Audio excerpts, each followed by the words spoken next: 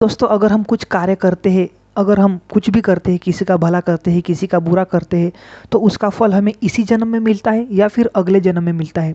बहुत से लोगों के मन में ये सवाल आता होगा कि हम जो अच्छे कर्म करते हैं या फिर गलती से बुरे कर्म हो जाते हैं, तो उनका फल हमें इसी जन्म में मिलता है या फिर अगले जन्म में। दोस्तों, जो आंखें देखी जो कर्म होते हैं, जो आँख से दिख सके ऐसे जो कर्म होते हैं, उनका फल हमें इसी जन्म में मिलता है। जैसे कि अगर आप किसी संस्थान को या किसी मंदिर मस्जिद में अगर कुछ दान देते हो, तो आपकी प्रशंसा होती है, सारे लोग आपके नाम की प्रशंसा करते हैं कि ये बहुत अच्छे आदमी हैं। तो देखिए, आपने वो एक काम किया अच्छा, उसका फल आपको इसी जन्म में मिल गया कि लोगों ने आपकी तारीफ़ की, लोग आपको अच्छा मानने लगे। वहीं एक आदमी ने अगर चोरी की, कहीं दुकान पर गया और चोरी कर ली, तो लोग उसको क्या कहेंगे? चोर कहेंगे, उसको सज़ा देंगे, उसको मारेंगे, उसके बारे में बुराई करेंगे, क्योंकि उसने चोरी की तो उसकी सज़ा उसको यही जन्म में मिल गई। एक उदाहरण मैं आपको देता हूँ। देखिए, एक आदमी था, उसका परिवार था, उसकी एक बीवी थी, 5 बच्चे थे। और एक दिन उसकी बीवी ने उससे कहा कि आप रोज़ सब्जी रोटी खिलाते हैं अपने बच्चों को, हमें किसी दिन मांस नहीं खिलाया आपने, नॉनवेज जो होता है, तो गोश्त नहीं खिलाया आपने। तो वो कहता है मेरे पास पैसे नहीं हैं।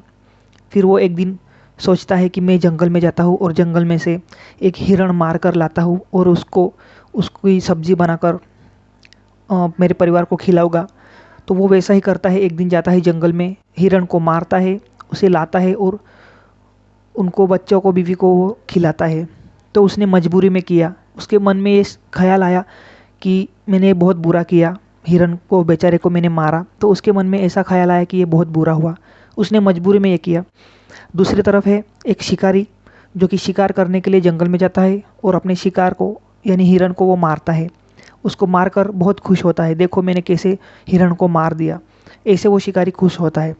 अब ये दोनों दोनों जो मैंने बातें कही, एक में एक शिकारी है जो कि हिरण को मारकर खुश होता है, दूसरी तरफ है एक आदमी जो हिरण को मारकर दुखी होता है। इस आदमी ने हिरण को क्यों मारा?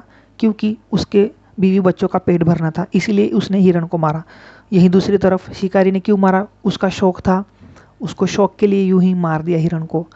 अब जिस जिस आदमी ने वो हिरण को मारा था, हिरण को मारने वाले दोनों हैं, दोनों ने ही हिरण को मारा, लेकिन परिस्थितियाँ अलग अलग है। तो जिस आदमी ने उस हिरण को मारा और मन में वो पछताया, तो उसको उसका फल जो है वो कम हो जाता है, उसकी सज़ा, कर्म का जो फल मिलने वाला था वो कम हो जाता है, क्योंकि उसने मन में पश्चाताप किया। यही दूसरी ओर जो शिकारी था, उसने जो हिरण को मारा और खुश हो गया, तो इसका जो 100% 100% जो मिलने वाला था उसका फल, वो 150 गुना हो जाता है। वो जितना मिलने वाला था उससे भी ज़्यादा फल उसको, बुरा फल उसको मिलता है, क्योंकि वो खुश होता है मार कर भी। तो इसी तरह से कर्म का सिद्धांत काम करता है। मैं आपको एक उदाहरण फिर से देता हूँ। अगर हमसे अगर कोई गलती से कुछ काम हो जाता है, गलती से अगर कोई भूल हो जाती है, तो उसकी सज़ा मिलती है या नहीं मिलती? आपके मन में भी एक सवाल आया होगा। जब हम जानबूझकर तो होते करते हैं कुछ गलतियाँ, लेकिन जब अनजाने में कोई भूल होती है, अनजाने में किसी को दुख, किसी का हम दिल तोड़ देते हैं, किसी को दुख पहुंचता है हमारी वजह से, जो कि अनजाने में होता है, तो क्या उसका फल हमें मिलता है या नहीं मिलता? दोस्तों, अनजाने में अगर आप आग में हाथ डाल देते हो, गलती से अगर आपका हाथ आग में लग जाए, तो क्या होगा? आपको हाथ जल जाएगा ना। तो अनजाने में होता है फिर भी आपको जल जाता है। तो इसी तरह से अनजाने में जो भूल होती है उसका पाप, मतलब उस कर्म का फल भी आपको अनजाने में ही मिलता है, अनजानपन में मिलता है।